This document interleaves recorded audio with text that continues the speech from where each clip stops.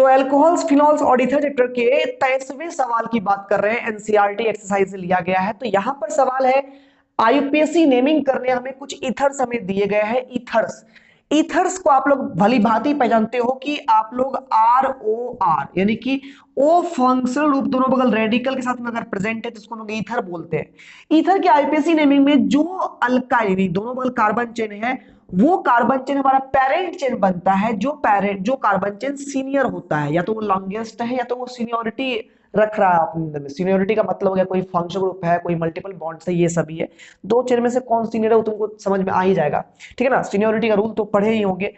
तो यहां पर हम लोग जो है, ये ईथर जो होता है ना, वो हमेशा जूनियर ब्रांच में काउंटिंग में लाया जाता है। यानी कि जूनियर ब्रांच में ऑक्सीजन को मिला दो और इसको रीड करो आप अल्कोक्सी की तरह।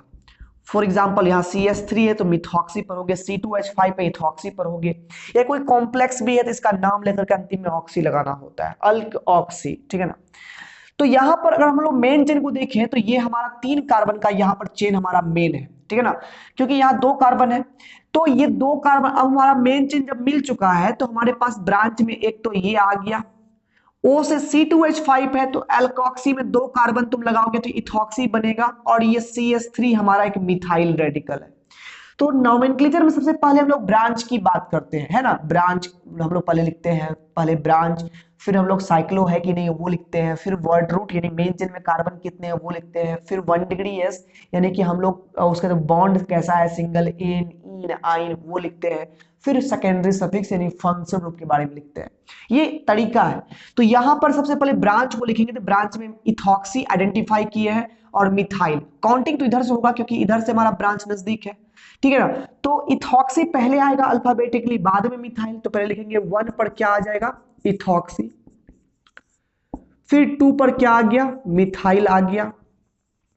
3 कार्बन का वर्ड रूट क्या लगेगा, प्रॉप लगेगा, और सिंगल बॉन्ड के लिए क्या लगा दोगे, एल लगा दोगे। ये नाम हो गया 1 इथॉक्सी 2 मिथाइल प्रोपेन, ठीक है। उसके बाद यहां पर देखें तो यहां पर 2 कार्बन का ये हमारा लॉन्गेस्ट चेन बन रहा है, मेन चेन हो गया। अब ये भी ब्रांच है और ये भी ब्रांच है। काउंटिंग भाई किधर से हो, तो दोनों ही ब्रांच है तो दोनों बगल से काउंटिंग कहीं से भी ले सकते हैं। लेकिन जनरली प्रीफर्ड हम लोग क्या करते हैं, जिस ब्रांच को तुम पहले लिखने वाले हो उसको तुम पहले उसकी तरफ से काउंटिंग करो। तो ये क्लोरो है और ये मिथॉक्सी है, एक ही कार्बन है ना, मिथॉक्सी है। तो काउंटिंग पहले क्लोरो की तरफ से होगी, क्योंकि क्लोरो हमारा पहले लिखाएगा तो 1 2 ऐसे काउंटिंग कर लेंगे। कोई आदमी उल्टा कर लेता है कभी कभी, तो कोई दिक्कत नहीं है यहाँ पर। तो यहाँ पर हम लोग बात करते हैं तो क्या लिखोगे, 1 क्लोरो, 1 क्लोरो, 2 पर क्या आ गया, मिथॉक्सी आ गया, 1 क्लोरो 2 मिथॉक्सी। 2 कार्बन का वर्ड रूट क्या बनेगा, इथ बनेगा, और सिंगल बॉन्ड के लिए क्या लगोगे, एल लगाओगे, 1 क्लोरो 2 मिथॉक्सी इथेन, ठीक है। इस केस में बात करें तो ये C6H4 एक्चुअली में एक बेंजीन है, ये एक बेंजीन है, ये एक बेंजीन है। बेंजीन में यहां पर नाइट्रो लगा हुआ है, जनरली देख लो यहां पर।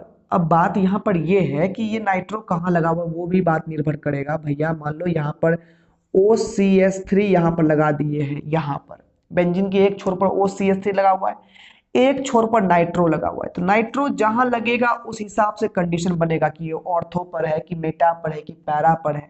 जनरली ईथर है तो ये तो ऑर्थो पर हो सकता है या फिर पैरा पर हो सकता है। तो मान लो हमने नाइट्रो यहां लगाया है, नाइट्रो यहां लगाया है, तो देख लो यहां पर ये भी हमारा ब्रांच है और ये भी हमारा ब्रांच है। काउंटिंग किसके तरफ से होगा, तो ये मिथॉक्सी है और ये नाइट्रो है तो पहले मिथॉक्सी ही लोगे ना।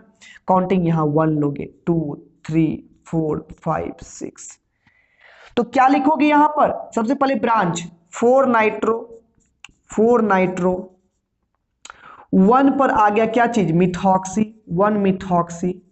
और ये पूरे स्ट्रक्चर को कंबाइंडली हम लोग क्या बोलते हैं, बेंजीन बोलते हैं। क्या बोलते हैं, बेंजीन। नहीं तो साइक्लोहेक्सा 1 3 5 ट्राइन, यानी कि अकॉर्डिंग टू रूल अगर चलोगे तो। लेकिन आप लोग जानते ही हो इसको बेंजीन हम लोग बोल देते हैं। बेंजीन भी आईयूपीएससी में इन्वॉल्व है, कोई दिक्कत नहीं है, आप बेंजीन डायरेक्ट बोल देंगे। 4 नाइट्रो 1 मिथॉक्सी बेंजीन। यानी कि अब नाइट्रो का पोजीशन अगर यहां तुम लेते हो तो 2 नाइट्रो 1 मिथॉक्सी बेंजीन हो जाएगा, कोई दिक्कत नहीं है, ठीक है। यहां पर देखो तो मेन चेन हमारे पास ये है, काउंटिंग यहां से 1 2 3, ये बन गया मिथॉक्सी। सिंपल सा बात है, 1 मिथॉक्सी, 1 को इग्नोर भी कर सकते हो, 1 मिथॉक्सी। 3 कार्बन का मेन चेन है, प्रॉप लगाओगे और सिंगल बॉन्ड के लिए एन, 1 मिथॉक्सी प्रोपेन, ठीक है, या मिथॉक्सी प्रोपेन बोल दो। यहां पर देखें तो हमारे पास मेन चेन तो ये है। अब काउंटिंग कहां से होगा, तो काउंटिंग वहां से होगा जहां पर ब्रांच हमारा कम संख्या में ब्रांच आ रहा है। यहां से करेंगे काउंटिंग तो 1 2 3 4, 1 4 4 पकड़ाएगा। और उधर से करें तो 1 2 3 4, 1 1 डाइमिथाइल आएगा, फिर 4 यानी 1 1 4। तो 1 4 4 नजदीक है या 1 1 4 नजदीक है, तो 1 1 4 नजदीक है, इसलिए यानी कि 1 यहां काउंट करेंगे। जिधर चलने पर मैक्सिमम ब्रांच कम नंबर में मिल जाए उसको हम लोग काउंटिंग प्रेफर करते हैं। तो 1 2 3 4 5 6 देख लो। सबसे पहले ब्रांच की बात करते हैं। तो ब्रांच में ये हमारा है इथॉक्सी, क्या है ये, 2 कार्बन का आ गया इथॉक्सी, ये मिथाइल है। तो पहले इथॉक्सी लिखोगे, क्या लिखोगे, 4 इथॉक्सी लिखोगे ना। मिथाइल कहां पर है, 1 1 पर है, 1 1 डाइमिथाइल, 2 मिथाइल आ गया। ये आ गया ब्रांच 2 डिग्री पी। फिर 1 डिग्री पी कहता है साइक्लो है तो साइक्लो लगा दो, साइक्लो यहां पर है ना, मेन चेन साइक्लिक है, साइक्लो लगा दिए। फिर अब वर्ड रूट, कितने कार्बन है भाई, 6 कार्बन हमारे चेन में है तो हेक्स लगा दिए। और प्राइमरी सफिक्स फिर आती है, यानी कि आप लोग बॉन्ड क्या लगोगे, बॉन्ड क्या है यहाँ पर, सिंगल है तो एल लगा देंगे। रूल क्या है, तुम लोग बार बार सोचो हम क्या क्या बोल रहे हैं, तो रूल ये है, देख लो यहाँ पर, secondary prefix plus primary prefix plus word root plus primary suffix plus secondary suffix. यहां ब्रांच को लिखते हैं, ढेर सारे हैं तो अल्फाबेटिकल ऑर्डर में। यहां साइक्लो है कि नहीं है वो लिखते हैं। यहां पर वर्ड रूट लगाते हैं, वर्ड रूट मतलब कार्बन कितने हैं पेरेंट चेन में, मिथित प्रोप ब्यूट जो भी है। यहां पर 1 डिग्री एस बॉन्ड कैसा है, सिंगल के लिए एन, डबल के लिए इन, ट्रिपल के लिए आइन, ये लगाते हैं। और फंक्शन ग्रुप लिखते हैं आप 2 डिग्री एस में, जैसे कार्बोक्सिलिक एसिड का ग्रुप रहे तो ओइक एसिड लगाते हैं, अल्कोहल रहे तो ऑल लगाते हैं, ये सभी ये रूल पर फिट है, ठीक है ना, कोई दिक्कत नहीं है, यहां पर ऐसे ही बनाते हैं। यहां पर काउंटिंग तो यही से होगा 1 2 3 4 5 6, बाद में तो बेंजीन दिख रहा होगा तुमको। यहां पर खाली क्या इथॉक्सी है, तो सिंपल सी बात है, ये बन गया 1 इथॉक्सी। बाद बाकी जो भी इसमें यहां से लेकर के यहां तक आया है सब मिला करके साइक्लो हेक्सा 135 ट्राइन इसमें है, जिसको कंबाइंडली हम लोग बेंजीन बोल देते हैं, बेंजीन 1 इथॉक्सी बेंजीन या इथॉक्सी बेंजीन भी आप सिंपली बोल सकते हो। तो इस तरह से बड़े आसान से तरीके में नॉमेनक्लेचर आपने सीखा यहाँ पर।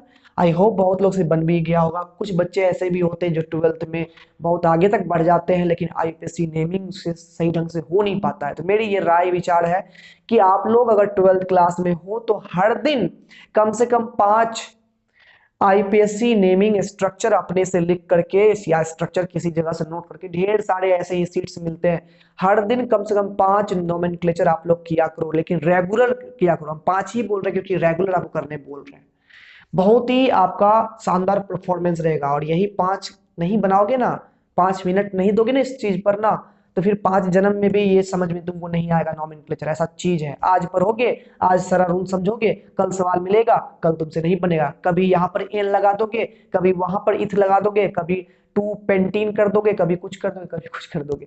तो मेरा कहने का सेंस ये प्रैक्टिस करना है, यानी कि इसको रट नहीं सकते हो, इसको प्रैक्टिस कर सकते हो। ठीक है, अच्छा लगा वीडियो तो लाइक जरूर करना, चलो अपने सब्सक्राइब करके जाना। मिलते हैं हम लोग अगले वीडियो में।